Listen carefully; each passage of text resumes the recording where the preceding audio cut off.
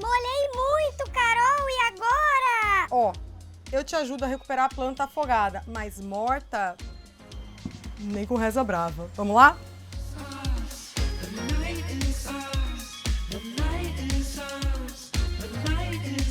Tem gente que não se contenta em molhar a planta, quer fazer isso todo dia. É um tipo de vício, sabe? Aí a pessoa fala assim, Nossa, que estranho, mas eu ponho tão pouca água. mas põe todo dia. Então, se você é da turma da molite, se você molha e nem percebe o que você está fazendo pela planta, esse vídeo vai tentar ajudar a salvar suas vítimas. Mas pode ser que já seja um pouco tarde demais. Molite é uma doença grave que afeta muitos jardineiros e jardineiras. E, como acontece muitas vezes, a pessoa não se dá conta de que está com um problema sério. Então, eu não vou te condenar. Se a carapuça serviu, o recado não era para você, tá bom? Mas eu vou dizer na planta quais são os sinais de que talvez alguém aí na sua casa, quem sabe, talvez esteja exagerando nas regas. Primeiro detalhe, a planta começa a perder folhas. Onde era para estar bem cheinho e verdinho, está ficando estranhamente pelado. Ué? Se não for água demais, o que será que pode ser, não é mesmo? A gente descarta outros motivos, por exemplo, sol demais ou de menos, adubação errada, mas o jeito mais fácil de descobrir se é excesso de água é, ó, colocando a pontinha do dedo. Saiu super suja, a planta tá molhada, então é bem possível que o problema seja justamente esse. Mas eu te entendo.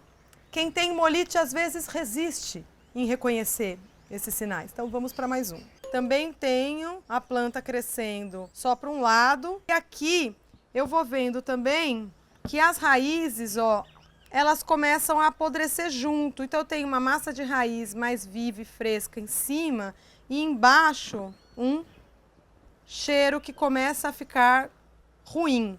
Não é aquele cheiro gostoso de terra molhada. É um cheiro assim de esgoto. Um cheiro de coisa azeda no começo.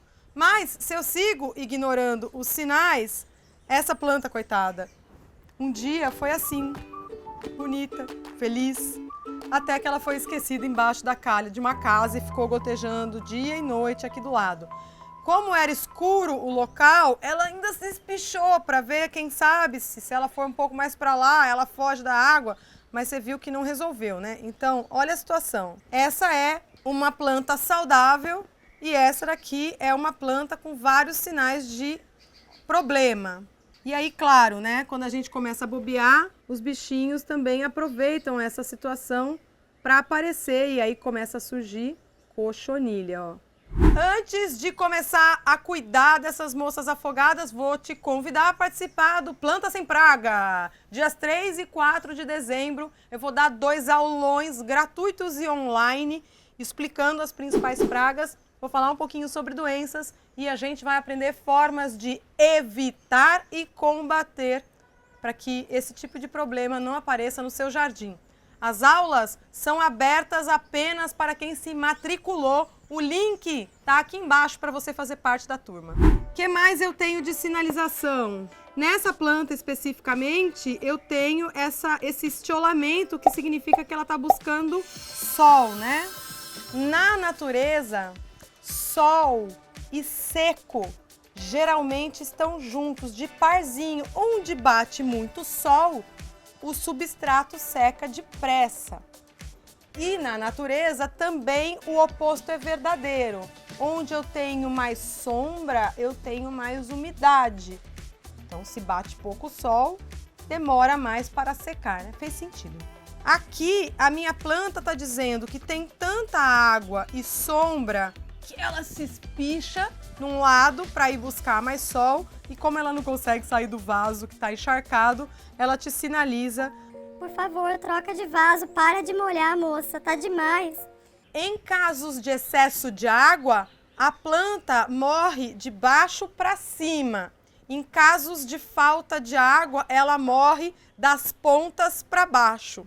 Se você viu uma folha que está secando na ponta, que está murchinha na ponta, mas está bem firme, no caule é falta de água.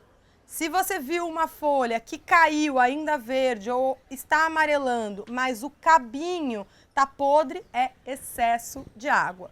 Como quem vai conduzir a água para a planta é justamente a raiz, o problema no excesso começa de baixo para cima e a falta é sinalizada de cima para baixo. Primeiro começa a faltar nas pontinhas, mas ainda tem muita água aqui.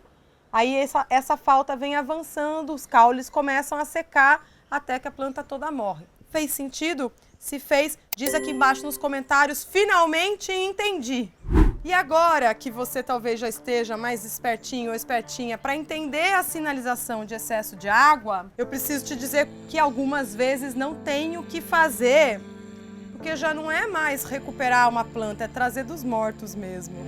Essa suculenta apodreceu totalmente. Se você conseguir recuperar essa mudinha, ó, não vai conseguir, porque ó, tá despregando as folhas de tão podre que tá.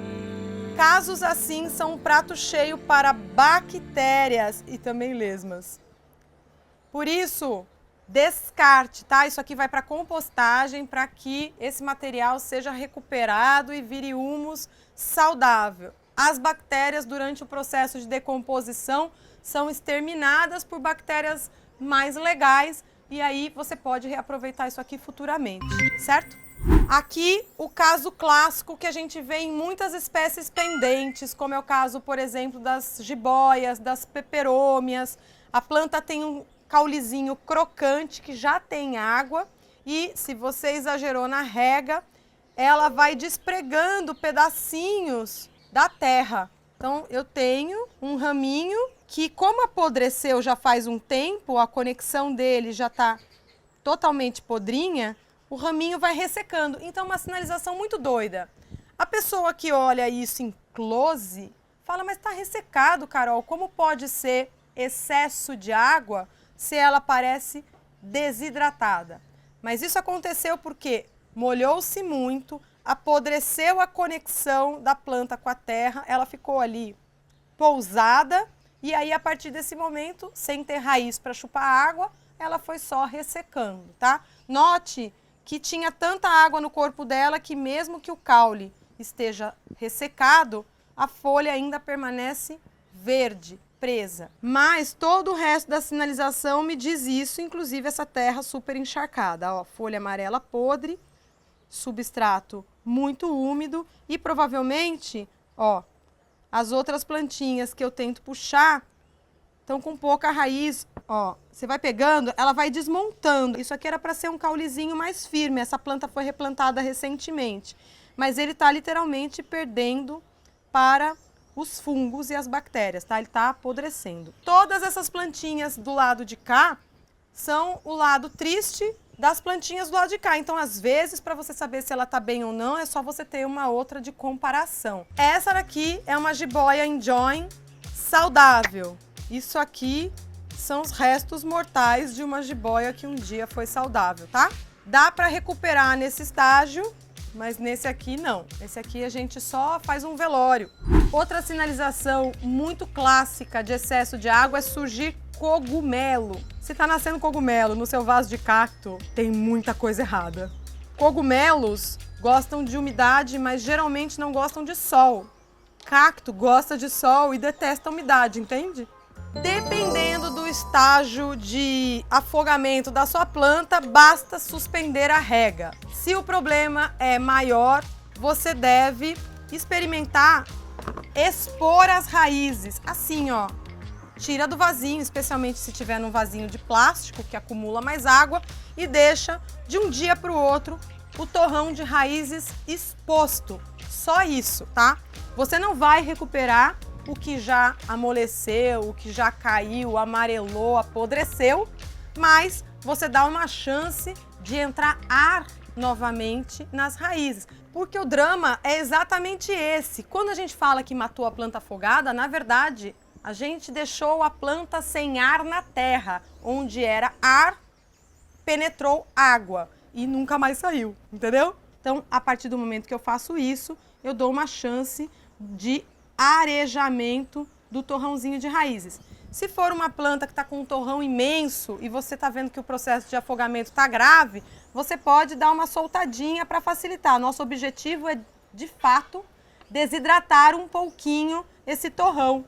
Já que tem tanta água, eu estou fazendo o ar penetrar com fúria aqui. Se o caso for mais assim, ó, a planta está apodrecendo da base para cima, eu vou ter que fazer uma coisa mais drástica, que é podar. Essa daqui, se eu tivesse deixado secando bem de um dia para o outro, eu já poderia replantar e segurar a rega nervosa, molhar apenas quando, ao esfregar o dedo no substrato, eu notasse que ele não sai sujo. Vamos aos casos mais graves, então. Esse Epiprenum, ó, tudo que eu vou tocando e que solta, eu tenho que remover, porque é sinal que tá podre.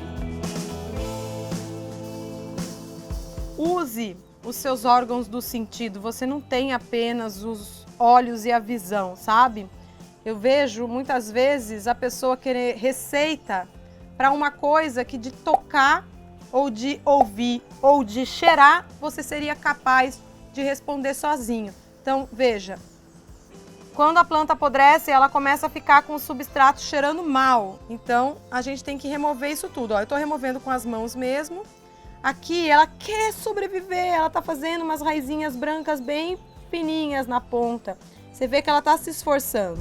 Ó, limpei bem e eu vou pegar um vaso pequeno.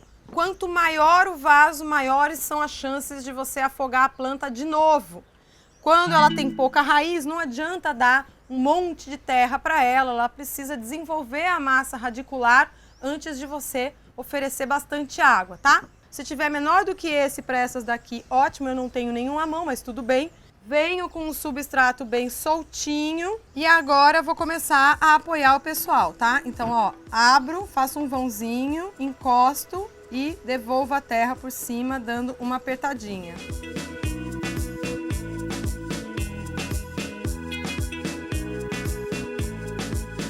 Ó, botei aquelas mesmas 4 vítimas aqui, todo mundo replantada. E agora eu não vou molhar. Primeiro porque o substrato já está um pouco úmido, eu estou sentindo no tato. E segundo, porque a planta veio de uma sequência de excesso d'água. Se você tiver uma planta que estava correndo o risco de morrer afogada e que ainda tem bastante caulezinho, corta várias mudas para garantir que pelo menos uma pegue, tá? Aqui fiz 5 mudinhas, todas sofredoras. Só vou molhar a hora que o meu dedo sair limpo. Vai levar pelo menos uns 2 dias para secar esse substrato totalmente. Com o tempo, você sabe de pegar o vaso na mão, se ele está molhado ou seco, tá? Comece a exercitar essa sensibilidade, porque ela é o maior trunfo de um bom jardineiro ou jardineira. Essas moças aqui com cochonilha, o certo é eu pegar uma escovinha de dente para remover a cochonilha antes de plantar. Não deixar faltar cálcio na adubação. Se tiver, ó, tá vendo que o colo da planta tá podre, ó? Se tiver essa parte podre, eu vou remover, eu vou plantar só a partezinha que tá em bom estado. Mesmo uma raiz fininha como essa, consegue enraizar se tiver menos água. Aqui, ó, essa tá com umas folhinhas secas por baixo. Aqui também, ela tá com um pouquinho de raiz sobrevivendo. E essas coisínculas, essas são as mais difíceis da gente recuperar, porque a massinha de raiz delas é nenhuma. Então essas eu vou só pousar superficialmente, ó. Tenho várias mudas aqui, ó, mais filhotinhos embaixo que estão soltos também. Tiro o que tiver de folhinha seca, tiro o que tiver de coisinha podre. Vou dar o reforço, ó, para que ela se livre dessa cochonilha. Essas coisas brancas que você tá vendo aqui, ó, são cochonilhas, tá? Então, o certo é você remover com uma escovinha, ó, antes de replantar. E caprichar na adubação com cálcio para que a planta consiga se recuperar plenamente. Então, limpei a plantinha e agora eu vou fazer estacas E vou descartar se por um acaso, na hora que eu começar a cortar, eu notar que o caule está podre. Então eu vou contar pelo menos um olhinho, uma dessa parte aqui, ó, que é onde tinha folha, para enterrar. O ideal seriam 2. Então, ó, aqui eu tenho um olhinho e aqui eu tenho outro. Então, se eu cortar por aqui, ó, eu consigo enterrar até aqui. 1 e 2. E nessa partezinha, para não entrar fungo, eu vou colocar canela. Carol, mas você sempre fala que canela sai com água. Pois é. Você não vai molhar, né? Lembra? Cobri com canela. Faço um furinho aqui para não ferir o caule. Coloco e faço a terra vir acomodando a plantinha espetada. Esse aqui, ó. Eu tenho a mudinha lá embaixo e eu tenho esse galinho que pode rebrotar por aqui. Mas eu vou deixar a poda mais rente das gemas laterais. Aqui também.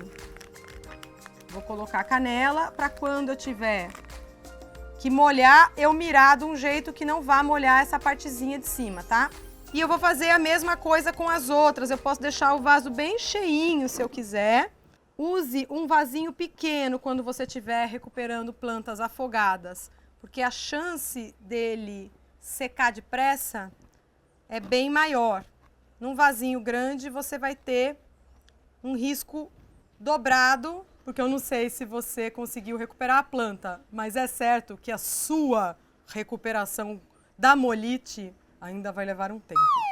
O principal objetivo é você evitar enterrar folha. A folha se decompõe bem depressa e folha enterrada vai atrair fungo e bactéria para o caule que já está meio marromeno, sabe? Carol, dá pra fazer estaca do meio da planta? Não sei. O que a gente faz numa situação dessas? Cadê meus verdinhos da Universidade Minhas Plantas? O que a gente faz? Diz aqui no comentário. Isso mesmo, testa, é o que eu farei. Então, eu te digo, depois de um tempo, se ela pega de estacas do meio, tá? As da ponteira certamente pegam, então, tô aqui mais uma vez, fazendo uma estaca. Essas florzinhas vão morrer, porque a planta está se preocupando em fazer raiz e não em segurar flor. Então, se você quiser tirar até para facilitar, ajuda bastante para a planta, tá? Vamos fazer o teste então? Eu acho que pega, mas vamos ver. Se você for fazer estacas de ramos centrais, só se lembre de não virar de cabeça para baixo, tá? Tem que ficar no mesmo sentido que estava.